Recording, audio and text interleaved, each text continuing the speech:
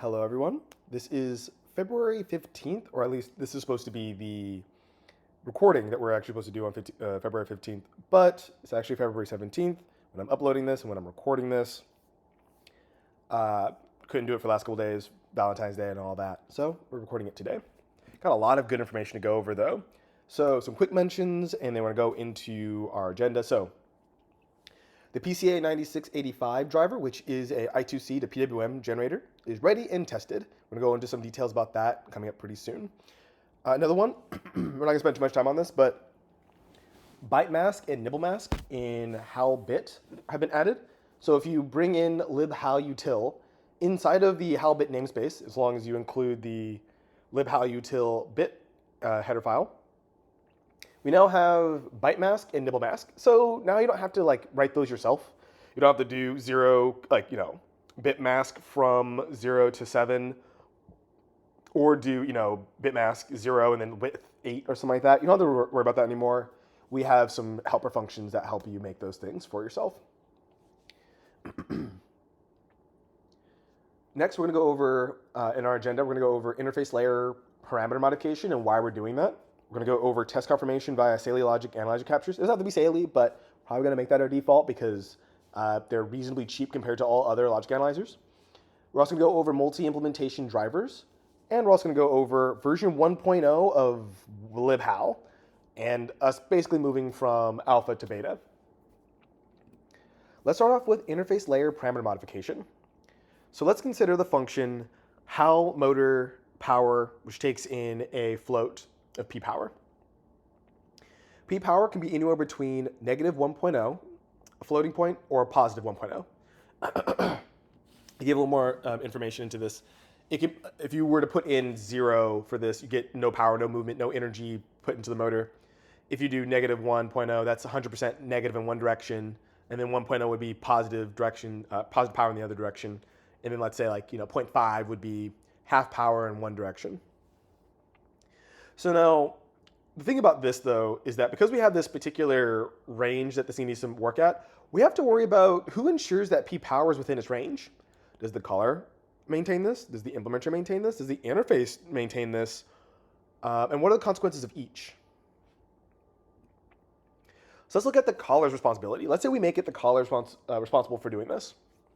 So in order for a caller to do the safe thing, unless they directly put a literal into this value, and they can very easily see what that value is, but let's say they're putting in some value power. For it to be safe, it needs to be clamped to each call, or clamped at each call. So every time you call motor.power, you need to clamp the input to make sure that it does not exceed the bounds of the motor power range. Now the above example that I have here, the one with the negative 1.0 and positive 1.0 as well, that's kind of error prone because if you were to do this, there's a good chance that you might accidentally put the wrong thing. I've actually done this in development. I accidentally put 0 there because there's other things that need to be clamped, and it's usually 0 to 1.0, not negative 1 to positive 1.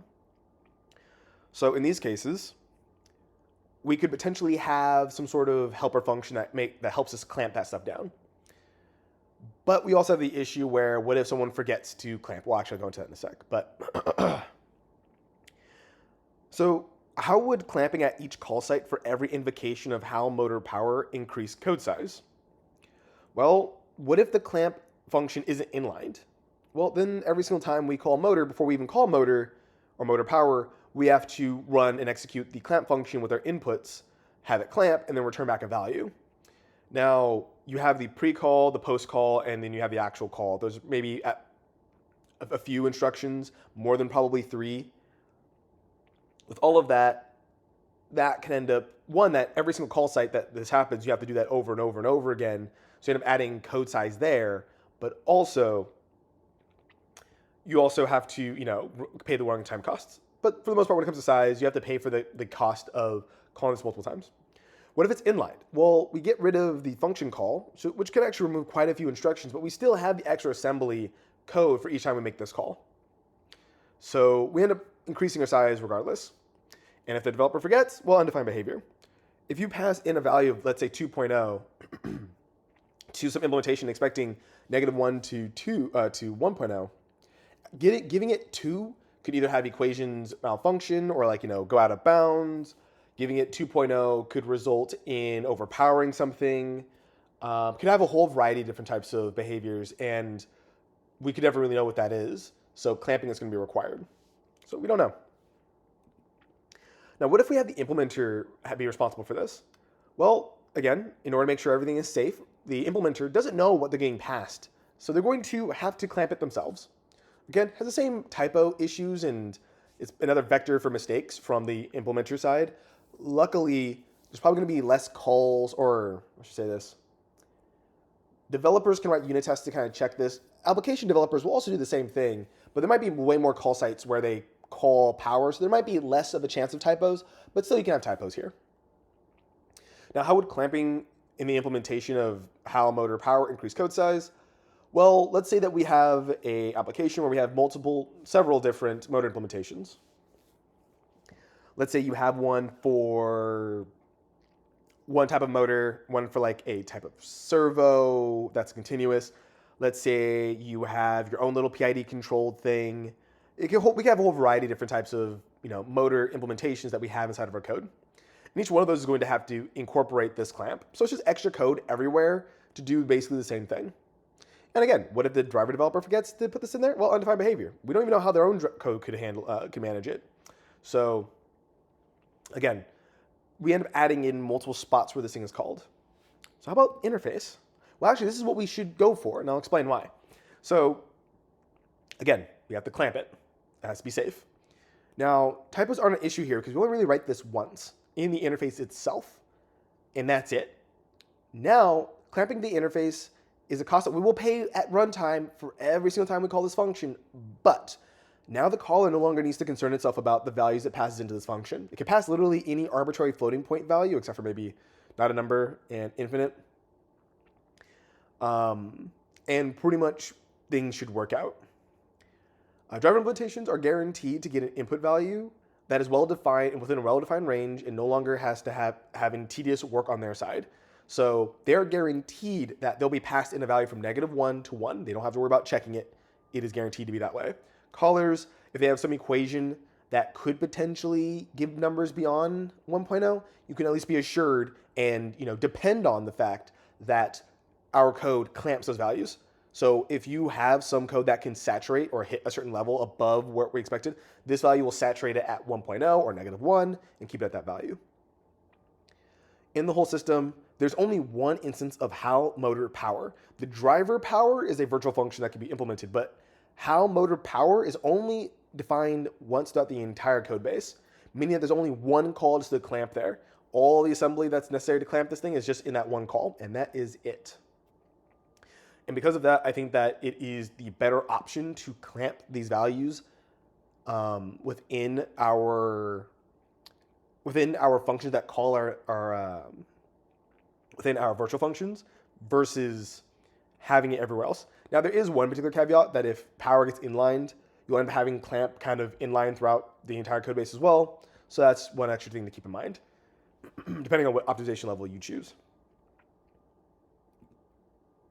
And then here we can see the three different interfaces that we currently have that have clamping. So we have how motor that clamps, PWM that clamps, and DAC that clamps. The clamp values for PWM and DAC are basically the same, 0 to 100%. And then motor is the only one that's off with the fact that it has -1.0.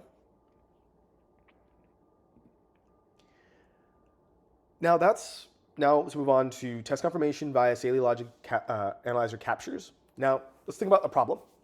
Unit tests are great at making sure that our code does what it's supposed to do, but does not translate to code working on actual hardware.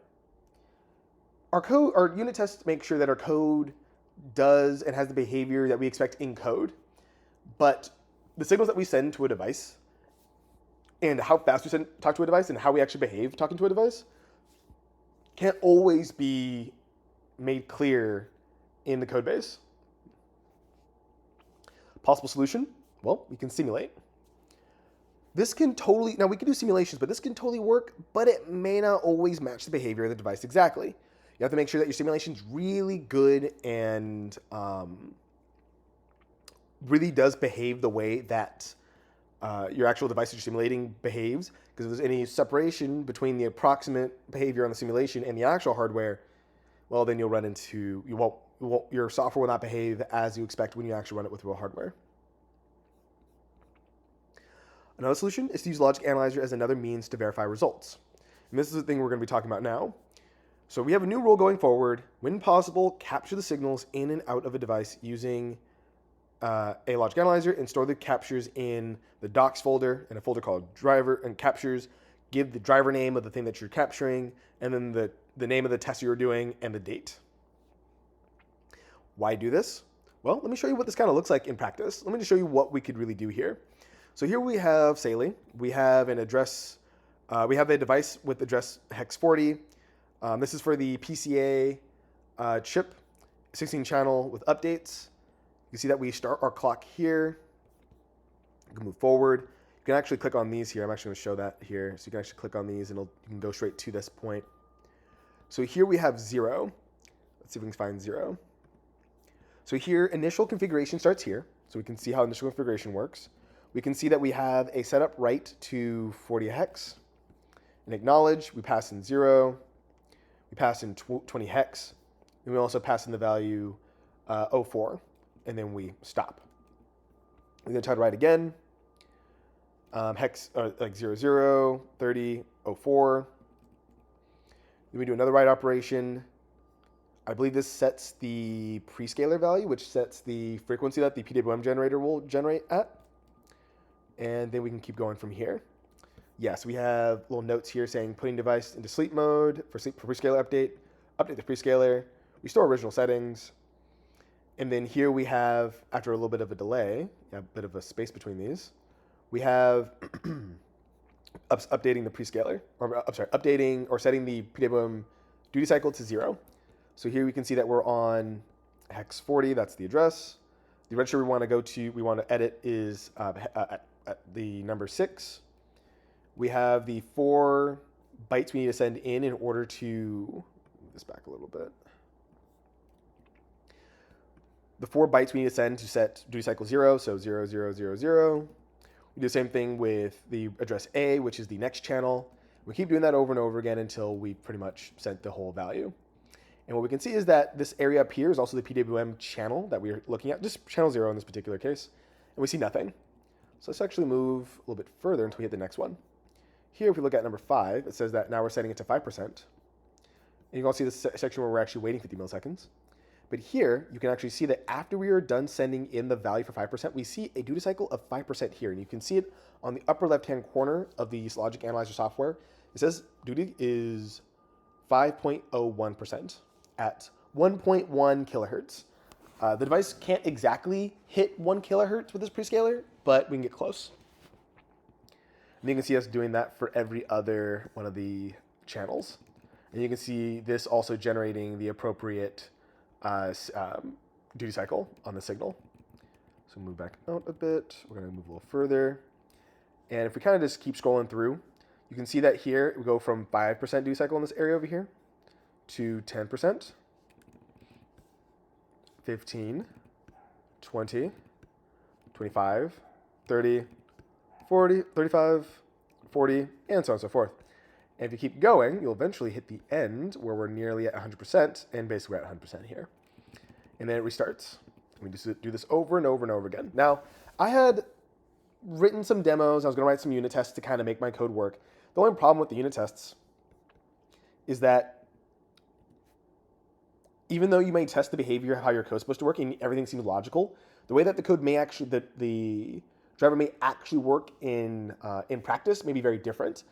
I'm trying to remember what I observed the first time I was working with this chip. I remembered oh, right, I remember. So the issue was there were 2 values for, actually, we might even be able to see this here. If I look over here, we might be able to catch a glimpse. So yeah, so the first 2 bytes we send are the high and low values for where the start point should be. And the next values here are where the end point should be. Basically saying we start high at position 0, and then we go low at this position here. So this value goes up at position 0, at clock cycle 0, and then slams down on whatever this value is here. In this case, it looks like 25%, whatever represents 25%. So before, I thought that the whole 16-bit value was like that, and I was getting a lot of really weird duty cycles. And at some point, I thought maybe I need to, set the same value for either both of them, or I got them flipped around. I thought that the low point was supposed to be high and stuff like that. Basically, discovered that my way of thinking about this was incorrect. So I went to the logic analyzer and captured this. But the cool thing here is that by having this here, we can go and inspect this and see if the behavior is correct. If someone has seen their own capture and said, hey, I think the way you're doing this is invalid, or we should be doing it this way, they can look at the actual signals here and verify what things they'd like to have changed, so we can make those changes. But just to make this clear, this is not an alternative to unit tests. We still want unit tests so that we can automate testing and can determine if something is broken that ought to work. So in terms of testing, to confirm behavior, we want to do Saley logic analyzer capture, a demo application to exercise capabilities, and manual testing. In order to ensure that the behavior stays the same across patches, we include unit tests. And like I said before, we have logic analyzer captures. The logic analyzer captures act as a reference to library users to compare against. So if you're doing some development with that chip and you notice that it's not working for you, you can go do your own capture and you can compare between the two captures to see if there's anything that's different. Maybe your address is different, and maybe it shouldn't be. Maybe you noticed that the signals aren't coming out correctly, or when you do an analog capture with the Saley, you realize that you haven't pulled up any pull-ups, so you're only getting noise on the line, things like that. So the development flow is going to be like this going forward. It is a lot of effort and work, but I think it's required in order for us to validate that stuff works. And again, I would say, you can still put something in that works. That may not have every single things here, but to say that something's complete would be to have all of these things here, which is, number 1, write a driver to the best of your ability. Number 2, write a demo to exercise that code. Number 3, connect hardware together as specified in the demo. Only need to test it for one target. We don't need to test it for every single possible target. If it works for one, it should work for the others. And if it doesn't work for another one, that's probably a problem with that other that target's driver and not with your driver in general. Manually test the demo using a JTAG debugger to control flow through the application and find any bugs.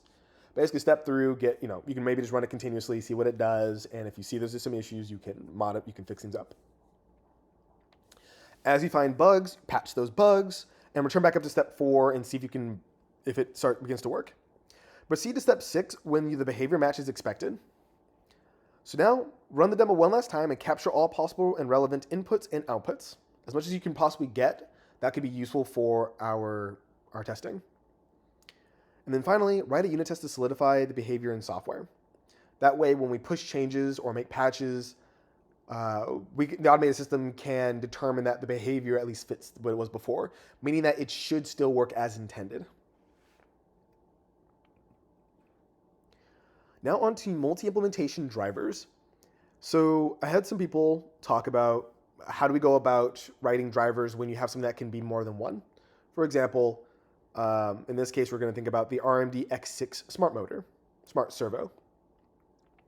This thing can perform the following things. It can be a closed loop continuous rotation velocity control, or has closed loop continuous rotation velocity control, meaning that it can basically spin in one direction. You can tell what RPM you want it to move, and it'll move at that speed. You can also have it perform closed loop position control, like a servo. You can have it act as a rotational encoder because you can ask it for what its current position is, and as it rotates, it'll tell you what that position is. It can be a current sensor for itself. You can ask it how much current it's drawing. It could be a voltage sensor for the voltage bus it's attached to, which means that you could basically measure the voltage on basically the voltage of whatever you're using to supply it. So if you wanted to, you could use it as a way to measure the voltage of a battery. If you have multiple of them, maybe you can average them all together. And there's some slight differences between them. I don't expect there to be that much of a difference though. And you can also measure its own temperature. Now, basically, this thing has several things. It's pretty much several things at once. It's a temperature sensor, a voltage sensor, a current sensor, a rotation sensor, a servo, and a motor. So at first glance, you may think if we're implementing multiple interfaces, then we should inherit multiple interfaces because we are a motor, we are a servo, we are a temperature sensor, we are a current sensor, we are a voltage sensor. And although that may be true, it does have a very strong is-a relationship. We must not forget that we do not allow for multiple inheritance for a variety of reasons. We're not going to go into that now, but there are a lot of particular things that become burdensome when you do multiple inheritance. So what are our alternatives? Super and subclasses. So I'm not going to use the RMD because it has so many different subclasses here. It'd be hard to fit in a slide, but I will use the PCA chip we were talking about before. It can generate PWM signals when you talk to it over I2C. Now, the thing is, you could just have the PCA 9685, you just pass that along to other drivers and other devices that want to use its capabilities. But what really the power comes from with having these interfaces is actually using them. So we know that each one of the outputs of the PCA is a PWM channel. Why not have each one of those separate pins be available through the PWM interface? So within the class, we have a PWM channel class which inherits HAL PWM. Then those PWM channels can be gathered from the driver using the get channel function, template function. This way, well, actually I'll show you in a sec. This way you can grab the actual object, you can then pass it along as a PWM channel versus having to couple your PCA driver to your implementation, to your application, to your project. One particular issue though is that compared to multi-inheritance, there is lifetime issues. The PWM channels are invalidated if the PCA object is destroyed. This only really happens if you have a function and let's say it's called get channel. You create the PCA object within that, and then you return back a get channel value. Well, that PWM channel is going to need a pointer to the PCA object or reference to it for it to work. So once that object dies, the pointer is now no longer relevant, or no longer relevant, so that's no longer valid. And here we have a little example showing creating a PCA object, grabbing a channel, let's say it's for some RC servo, then passing that particular RC servo channel to an RC servo creation function, and then we create our servo. So if you need PWM for something, rather than coupling your design to that particular driver, you can just couple it to PWM. That way, if you change your design later on, all you have to do is change where your source of your PWM comes from. It could be something that a pin that's actually on the target device, or it can come from this device, or it can come from a different PCA, one that has less inputs, maybe one that's cheaper, maybe one from a different company. Now on to libhal version 1.0, or 1.00. Libhal has moved to version 1.00. Now, why did we do the move? It's because of this little section inside of the Semver doc. How do I know when to release 1.00? If your software is being used in production, it should already be at 1.0. If you have a stable API on which users have come to depend, you should be 1.00. If you're worrying a lot about backwards compatibility, you should probably already be at 1.00. So from now on, the Semver value now matches the specification. And I'm actually going to go into this now because it's really important that people watching, people understanding, knows what we're doing here and how to use semantic versioning. So I'm going to zoom in a little bit here, and I'm going to show you this. So semantic versioning here is given as major number, minor number, and patch number. And all these numbers can do is increment. They can never decrement. Major number is when you increment the major number when you've made an incompatible API change. The minor number increments whenever you add functionality in a backwards compatible way, and the patch number is when you make a backwards compatible bug fix to your software. Now, the whole idea of this is to communicate to developers when they use our software when there have been changes that may result in them needing to change their own code. So for example, if we make a major change to how the PWM interface is done, like we literally change, like we no longer take a float, we take something else. That is a breaking change because now everyone's code will basically break at that point. So if you increment up from 1.00 to 2.00, your code is probably going to be broken. And yeah, it's probably going to be broken. If the minor number increments, that means we probably just added more features. So the previous version you had would work just fine, and your code should work going forward because as long as you're not using those new features, or even if you are, or not, if you weren't using them, then us adding more features does not take away anything from you. So your code should still work as intended. And a patch, well, that means we may have fixed some particularly negative or incorrect behavior in some of our code. So now, anytime you increment or upgrade libhal, you now have these version numbers that you can use in order to understand what may have changed. And we are squarely depended on by the robotics team. And even doing our own development, we have discovered that trying to keep all of the numbers correct when we were at version 0.xx, basically, which is the major number 0 is meant for initial development. When we're in initial development mode, we couldn't depend on Semver to allow Conan and probably any other package manager to rightfully determine if our versions were compatible with each other. And because of that, we basically had a whole bunch of breaking changes in patch number changes, and it made it very difficult for anyone to know when the version changed and whether or not that would affect their code or not. So moving up to 1.0 was basically required in order for us to make sure that we don't accidentally break our users in a weird non-backwards compatible or just in any way in general. I want to make sure that's very clear to them. It also allows us to do this, which we weren't able to do before. Now when you go into your Conan files, let's see if I can find an example. Here. We now have, because I think we've done most of the libraries that were dependent on now are at 1.0. So we can look at libhal LPC40XX. You can see we have this set up here. We have brackets, caret 100.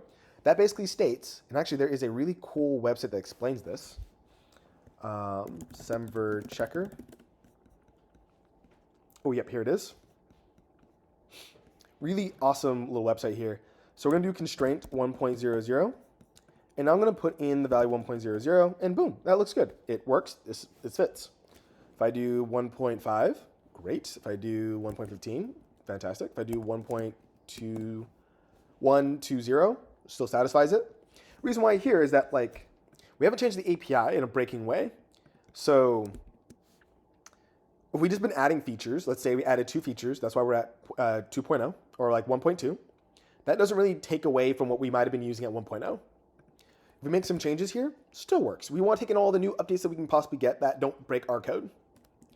Now, if we ever increment this to 2.0 though, well, now it won't work because the API probably broke in some way. It may not even affect our code, but we have to then go and check that. It's something that we can't just assume. So, because of that, what this allows us to do is say we don't really care what version of LPC we use. We'll use whatever the latest version that's compatible with our software, or just the 1.0 version. And that's pretty much hunky-dory. That's perfectly fine there. On the PCA side, the benefit of this is that let's say you're developing some project and you have a ton of different dependencies. And let's say you have one, let's say libhal PCA. Actually, let's take a look real quick. Let's look at config or Conan file.py. Everything looks kind of like we showed before, but let's say I realize, oh, actually we need version 1.5. And let's say libhal util only just uses 1.00. Well, before, when we actually didn't have the brackets here and didn't have all of that, this would be a conflict because one of them needs 1.5, the other one needs 1.00. It's not going to work. They'll be incompatible. But with this, now what happens is LPC, when it gets downloaded, it can check, or when it gets Conan installed, it'll check, hey, well, I can use anything that's 1.0 compatible, and 1.5 is also compatible. So it'll find the highest numbered version that's needed by your software and use that version. So this ensures that we don't have incompatibility issues. And if we ever do, then at that point, we can try to solve that problem from there. And that's pretty much it. So that's one of the main reasons why we moved over to semantic versioning. Not moved over to it, but the reason why we incremented to 1.0. It was so that we can take advantage of this behavior and prevent ourselves from breaking other projects as well as our own, as well as also our clients. So yeah, that's pretty much it for today's libhal meeting. Sorry I was a little bit, kind of off the cuff, but hopefully you learned a lot. Hopefully you can take this and use this in your projects going forward. And yeah, I'll see you in the next 2 weeks.